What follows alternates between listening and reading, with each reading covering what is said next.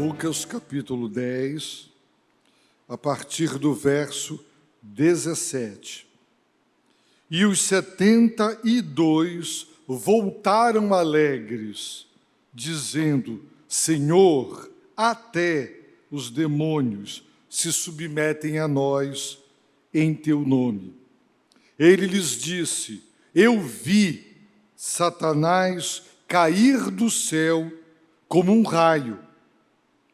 Eu vos dei autoridade para pisar serpentes e escorpiões, e autoridade sobre todo o poder do inimigo. Nada vos fará mal algum. Contudo, não vos alegreis, porque os espíritos se submetem a vós, mas porque vossos nomes estão escritos no céu. Naquela mesma hora, Jesus exultou no Espírito Santo e disse: graças te dou, ó Pai, Senhor do céu e da terra, pois ocultaste essas coisas aos sábios e eruditos, e as revelastes aos pequeninos. Sim, ó Pai, porque assim o quiseste. Todas as coisas me foram entregues por meu Pai, e ninguém conhece quem é o Filho, senão o Pai, nem quem é o Pai, senão o Filho, e aquele a quem o Filho o quiser revelar. Queridos irmãos, o Senhor Jesus Cristo, naquela mesma hora, qual hora? O Senhor enviou 72 discípulos, 36 duplas, de 2 em 2, a todas as cidades que ele pretendia passar. Ele estava caminhando para Jerusalém. Os dias da sua partida chegaram. Resoluto e determinado, ele ruma para Jerusalém, mas antes ele foi precedido por 36 duplas que visitaram todas as cidades que ele pretendia. O Senhor combinou com eles um tempo.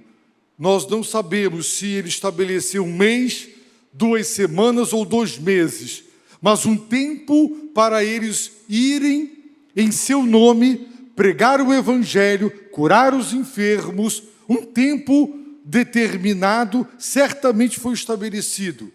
E o local do reencontro também. E eles foram. E a palavra de Deus diz que eles retornaram no tempo combinado, retornaram para o local combinado, e eles retornaram como? Alegres. E eles compartilharam com o Senhor a razão por que estavam alegres. Naquela mesma hora na qual os discípulos alegres reuniram-se e relataram a alegria de ver que até espíritos malignos, hostes infernais, principados e potestades, demônios se submetiam a eles, obedecendo-os, saindo das pessoas, em nome de Jesus. Eles estavam vibrando, mas o Senhor lhes alerta para a verdadeira alegria. A verdadeira alegria não é o cumprimento da missão, mesmo que com êxito, porque o Senhor conhece-nos como a palma da sua mão. Ele sabe que somos tão pecadores que até quando Deus nos usa, fazendo de nós seus instrumentos, e Ele opera, produzindo resultados, essa alegria pode ser uma alegria contaminada com a vaidade, a soberba, o orgulho, porque muitos se ufanam, muitos que dizem: eu preguei para a glória de Deus, eu cantei para a glória de Deus, eu organizei este grande evento que envolveu quase que milhares de pessoas, um evento que demandou planejamento prévio, meses de trabalho, recrutamento, motivação, treinamento, planejamento, execução. O evento ocorreu, foi uma bênção, resultados, a alegria de ver os bons resultados. Mas nós somos tão pecadores que, apesar de dizer que fizemos tudo para a glória de Deus, lá no fundo nós esperamos o reconhecimento, nós esperamos os elogios, os aplausos. O nosso coração vaidoso, soberbo, quer roubar de Deus toda a honra e glória. Queremos que Deus compartilhe conosco um pouco da honra e da glória que lhe são somente devidos. E quando nós nos alegramos com os resultados dos nossos ministérios, mesmo que tenham sido bênçãos, nós incorremos na tentação da vaidade. E lá no fundo ficamos magoados, ressentidos, quando ninguém nos elogia, ninguém nos aplaude, ninguém nos dá uma placa e não nos enaltece dizendo: você foi importantíssimo. Ah, como dói quando as coisas correm muito bem sem nós. Como nós gostamos que tudo dependa de nós para dizermos somos imprescindíveis, insubstituíveis, e as coisas só correm bem quando eu estou presente.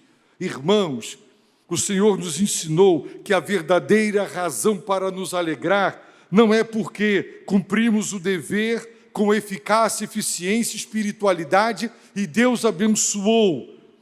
Não vos alegreis, é quase que uma proibição, porque os espíritos se submetem, apesar de nos alegrarmos porque pessoas foram libertas da escravidão demoníaca.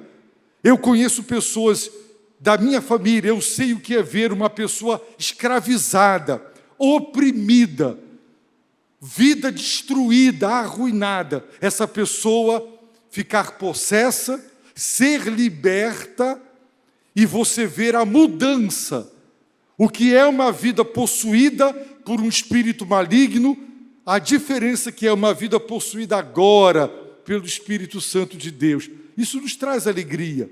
Quando Ele nos tira do império das trevas e nos transporta para o reino do Seu Filho amado. Mas essa alegria pode, lá no fundo, tornar-se para nós motivo de vaidade e de vanglória. Realmente, Deus tem poder, mas eu tive fé e eu botei para cima daqueles demônios e eu não tive medo. Aí o coração se gaba de ter sido usado por Deus, quando deveríamos dizer: sou um servo inútil, fiz só o que eu deveria, cumpri apenas o meu dever. Por isso Jesus disse: alegrai-vos. Por quê?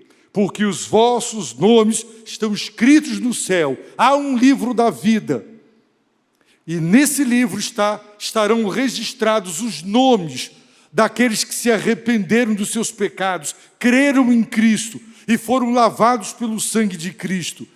Será escrito com o sangue de Jesus Cristo lá o nome, nesse livro da vida. Quem não estiver registrado nesse livro, não entra no céu.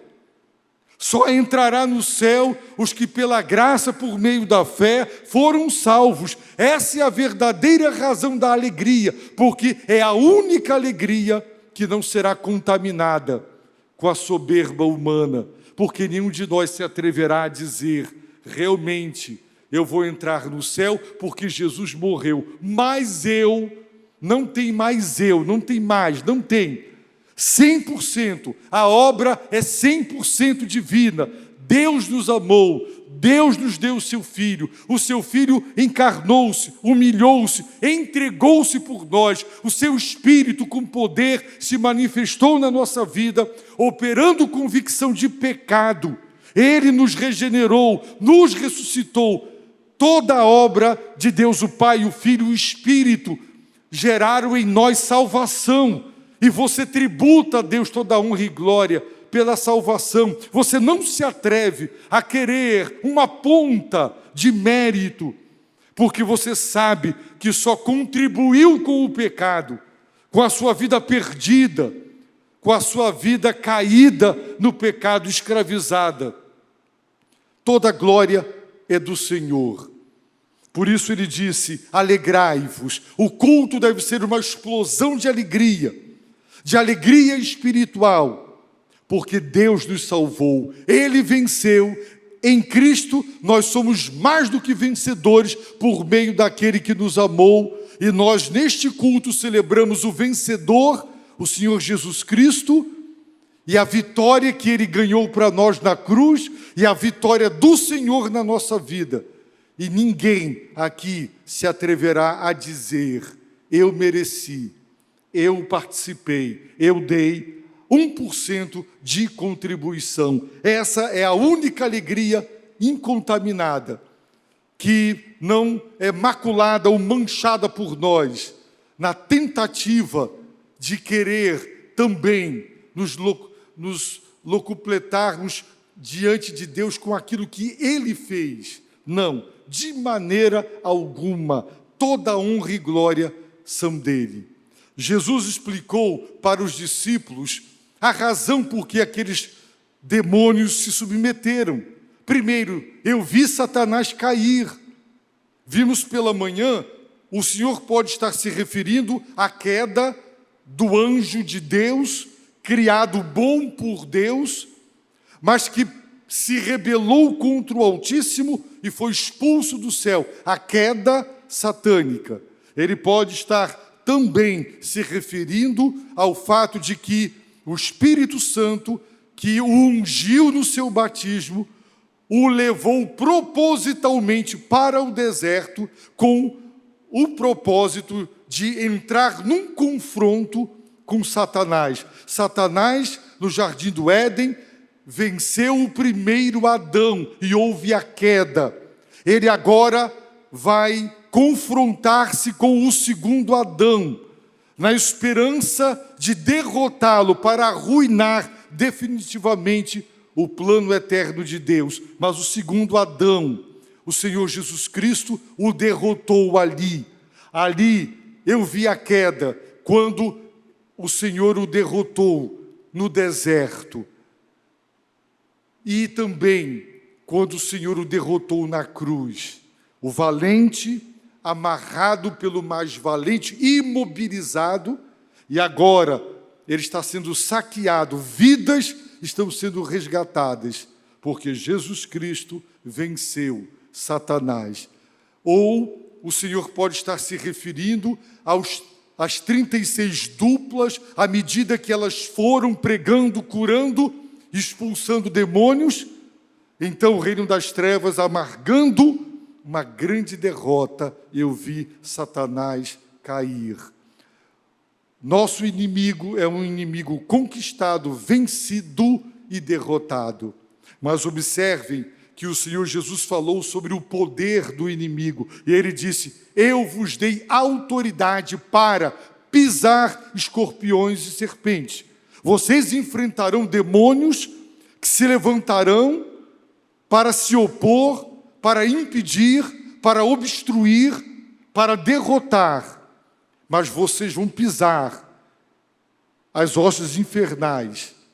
Eu vos dei autoridade sobre todo o poder do inimigo. Então Jesus está admitindo que o inimigo tem poder, mas ele deu autoridade aos seus discípulos sobre todo, não parte, mas sobre todo poder do inimigo. E ele disse: nada vos fará mal algum.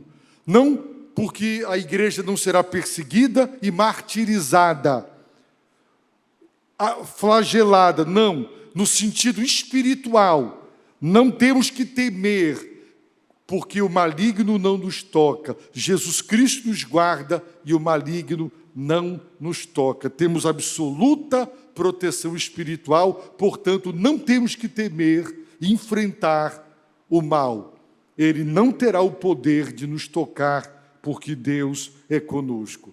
Naquela mesma hora do retorno alegre, da explicação das razões para aquela vitória, aquela submissão dos demônios as ordens dos discípulos em nome, na qualidade de representantes de Cristo como embaixadores, que receberam a autoridade delegada para representá-lo.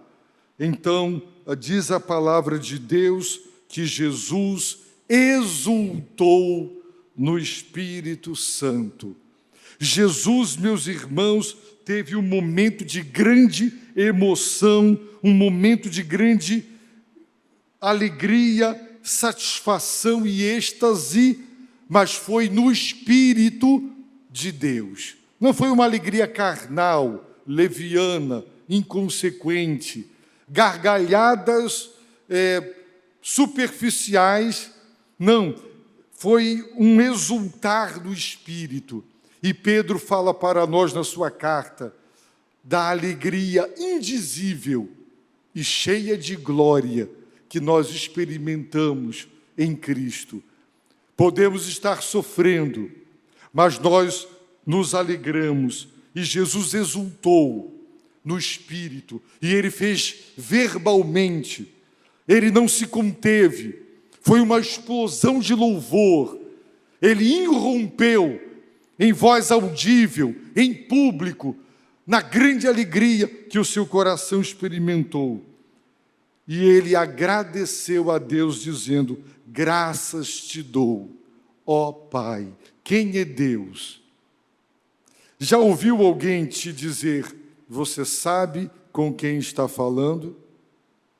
Você, atrevidamente e desrespeitosamente, aborda uma autoridade e ela lhe diz: você sabe com quem você está falando?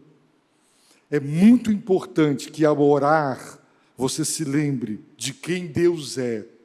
E aqui Jesus nos ensina: graças te dou, ó Pai. Deus é Pai. Quando Maria quer agarrá-lo, o Cristo ressurreto, e ele disse: Maria, não me impeças, vou para meu Deus e vosso Deus, meu Pai e vosso Pai. Ele fez a distinção.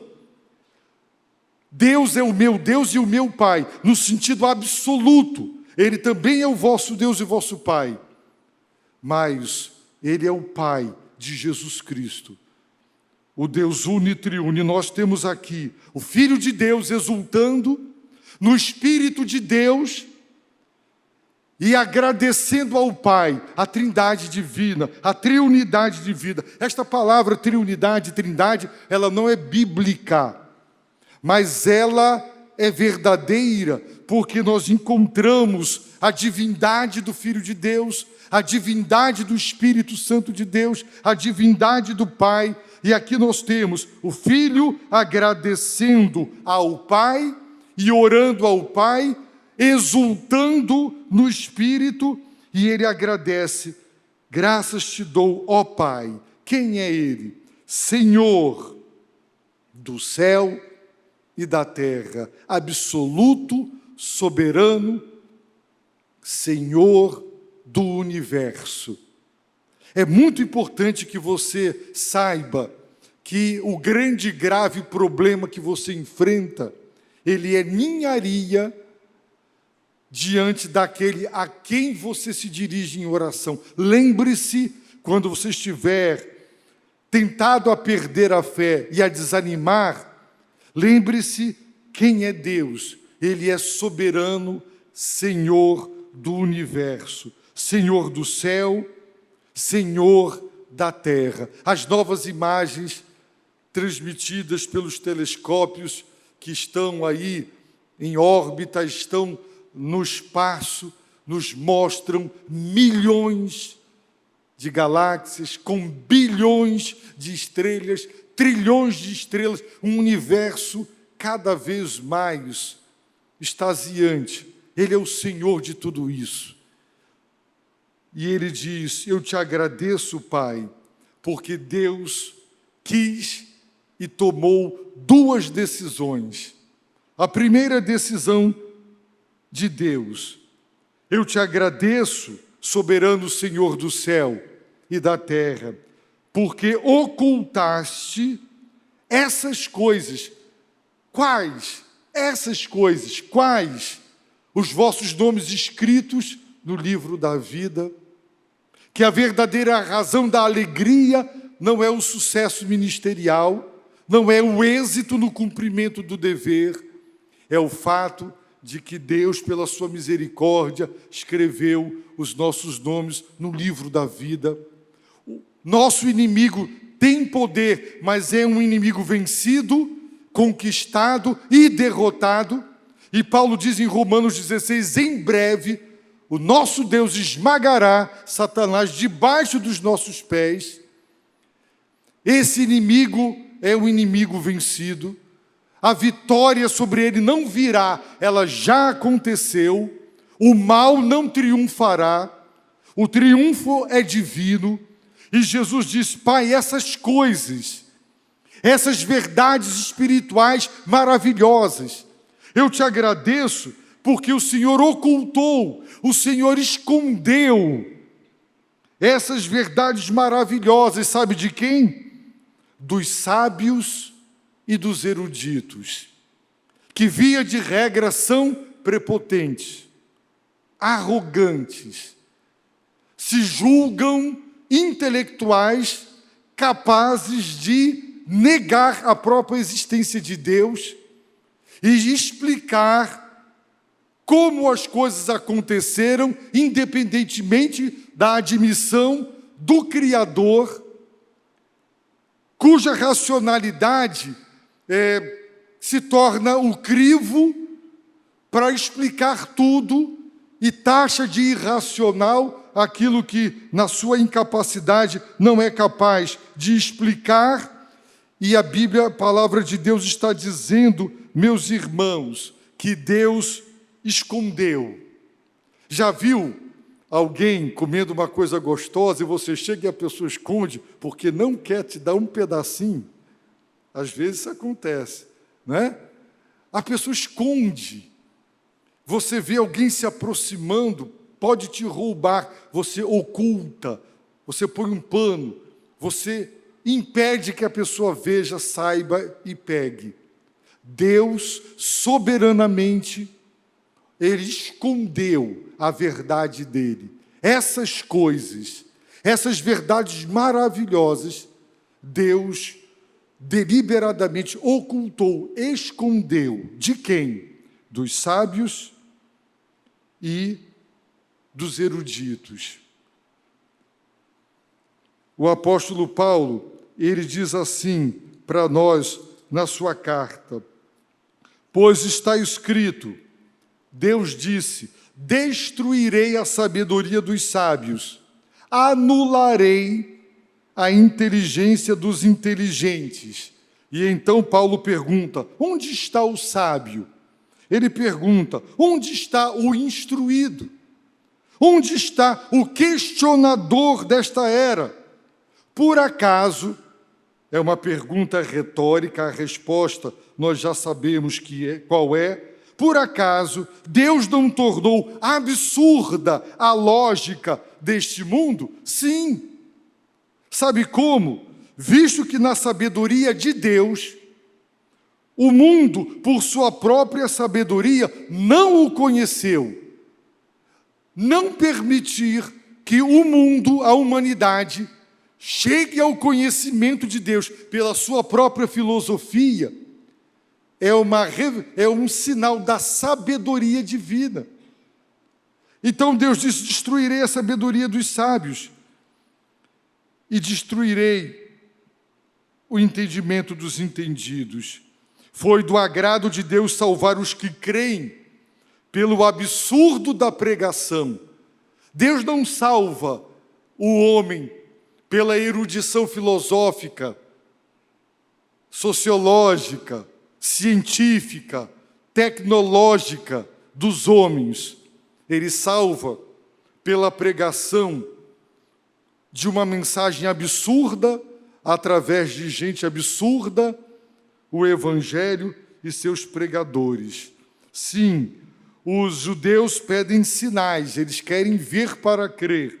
Os gregos buscam sabedoria, querem entender para crer. E a igreja não satisfaz os que querem ver para crer, nem os que querem entender para crer. Nós pregamos Cristo crucificado, que é motivo de escândalo para os judeus que querem ver milagres e estão vendo o autor dos milagres crucificado. E é absurdo para os gentios que querem lógica, querem explicações para poder dar o aval e então crer. Mas Jesus disse: bem-aventurados que não viram e creram. Os irmãos já imaginaram?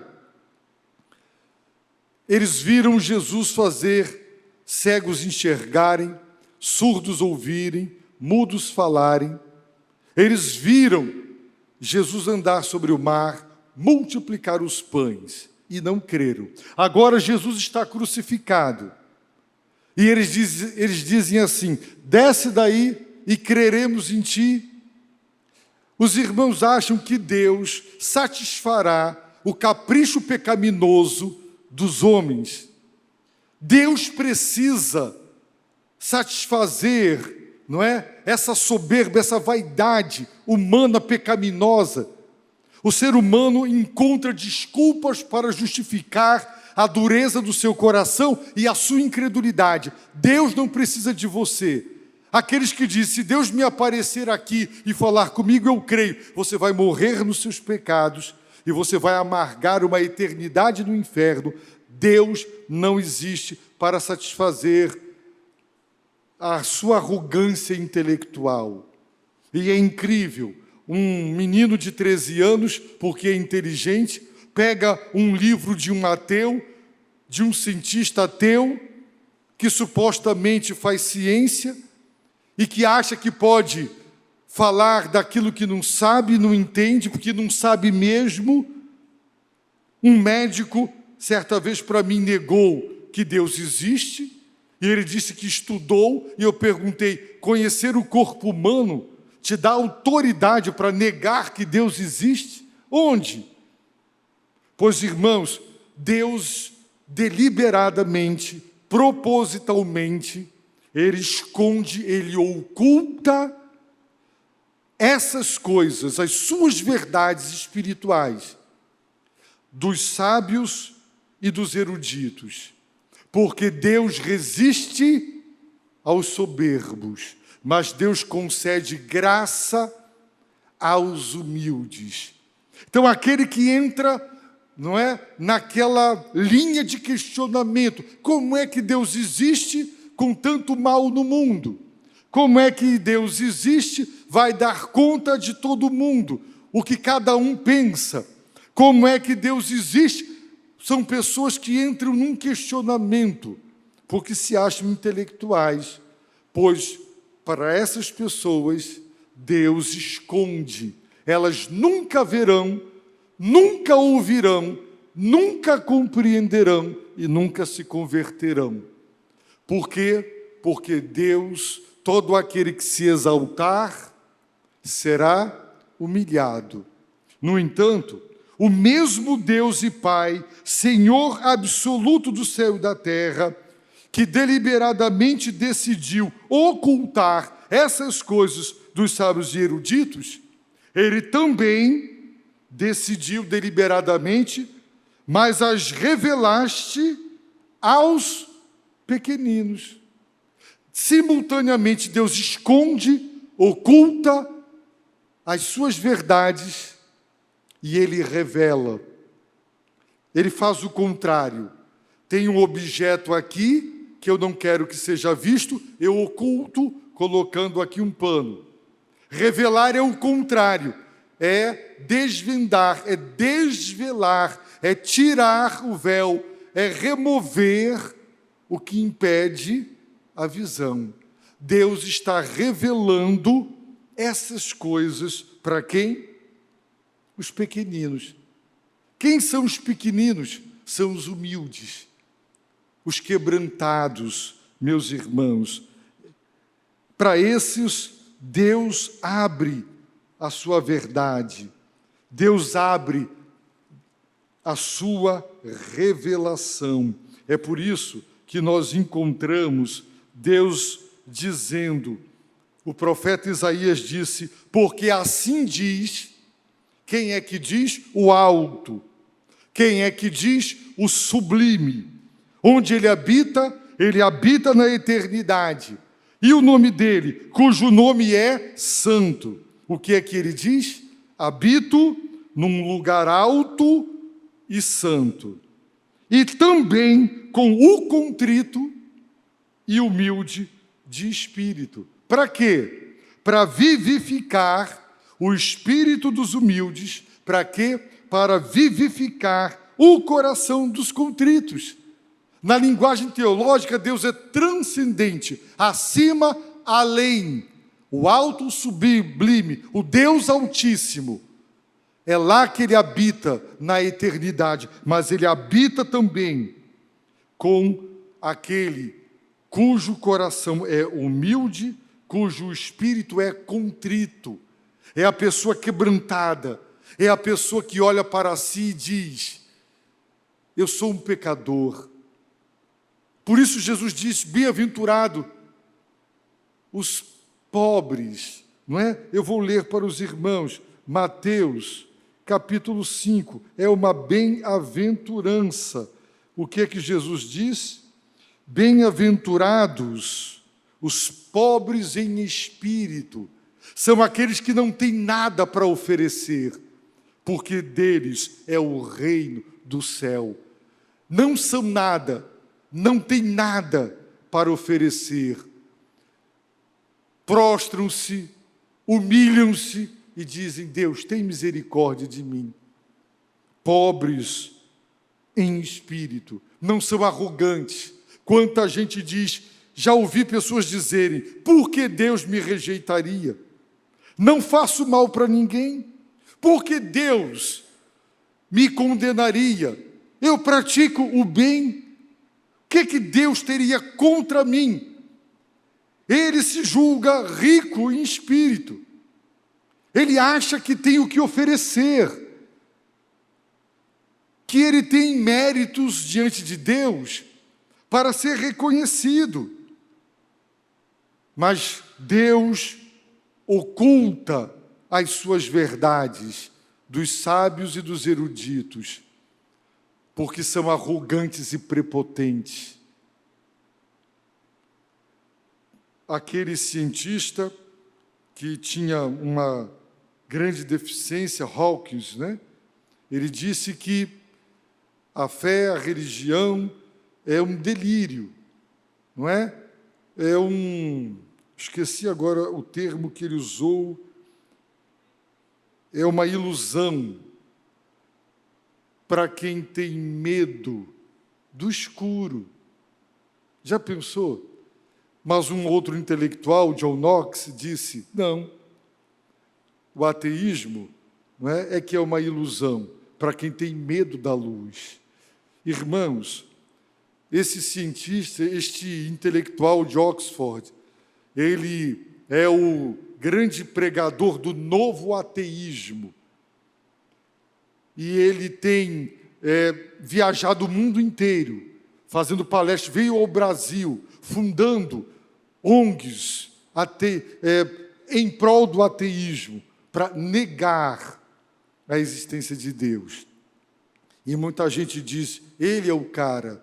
Pois bem, de homens assim, Deus oculta essas coisas, mas aos pequeninos Deus revela. Assim, a questão toda tem a ver com o estado do seu coração. Deus quer revelar para você, Ele quer abrir para você a verdade dEle, mas Ele não fará se você for prepotente e arrogante. Mas se você for contrito, humilde, você disser, Deus, fala comigo. Deus não se recusa a revelar para nós, a nos esclarecer, a tirar as nossas dúvidas. Nós não estabeleceremos o entender como pré-condição para crer. Mais uma vez que cremos, Deus quer que pensemos a fé. A doutrina ou a teologia é a fé em estado de raciocínio.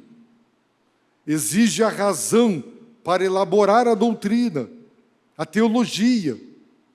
Mas a razão, Lutero a chamou de prostituta e disse coisas terríveis contra a razão, porque ela foi endeusada, ela se tornou a rainha. E tudo e todos têm que se submeter aos critérios da lógica e da racionalidade. Para essas pessoas, Deus ocultou as verdades delas, e elas morrerão em trevas, sem Deus e sem salvação, por causa da arrogância. Como está o seu coração? O seu coração é um coração quebrantado, humilde, ou é soberbo e presunçoso? Você acha que Deus lhe deve explicações? Deus tem que aparecer para você? Deus tem que se revelar de um modo particular, específico, para você crer nele? Você acha que Deus se prestará a esse serviço? O Criador dando satisfação à criatura ínfima, pecaminosa? Não. Então, quebrante o seu coração, humilhe-se na presença divina e diga: Deus, tem misericórdia de mim. Eu sou um pecador. Eu preciso de Ti. Me ajuda. Ajuda-me na minha incredulidade. Abre o meu entendimento. A Bíblia diz que Jesus abriu o entendimento dos apóstolos para que eles compreendessem a palavra. Paulo orava para que Deus iluminasse os olhos do entendimento, para que os cristãos compreendessem a suprema grandeza do seu poder, o seu chamado, a sua vocação. Sem esta obra do Espírito em nós não entenderemos nada. Quando fiz filosofia na faculdade, já disse isso aqui, uma professora de lógica, uma mulher com doutorado na França, na área de lógica. Pensa num negócio difícil. Era essa matéria de lógica, lógica aristotélica, lógica de Anselmo. A mulher era um crânio, 300 de QI. E ela disse para mim: Jorge, eu não entendo a Bíblia. Já desisti. Como uma pessoa tão inteligente, que domina a lógica, não entende a Bíblia? Mas um ribeirinho, com o mínimo de alfabetização, o Senhor abre para ele a palavra e ele compreende as coisas de Deus. Porque ao soberbo, Deus esconde, ao humilde, Deus revela. Tem muita gente simples, sem grandes títulos e instrução, e tem um discernimento na palavra de Deus muito grande. E tem muita gente que lê a Bíblia, não entende, e se desestimula, para de ler porque não entende, não compreende, porque a revelação, a palavra está fechada. É uma obra, é uma revelação. Ninguém conhece a Deus pela sua razão. É uma revelação, é uma obra da graça de Deus. É Deus quem revela, é quem conta, é quem descortina, é quem abre. Mas Ele só fará isso para o coração quebrantado e contrito, para o humilde, para o pobre em espírito. Aquele que diz: nada sou, tem misericórdia de mim. Ensina-me a tua verdade, ensina-me as tuas veredas, mostra-me os teus caminhos, socorre-me, Senhor, ajuda-me na minha incredulidade. Pode ter certeza que aquele que se humilhar receberá a graça da revelação.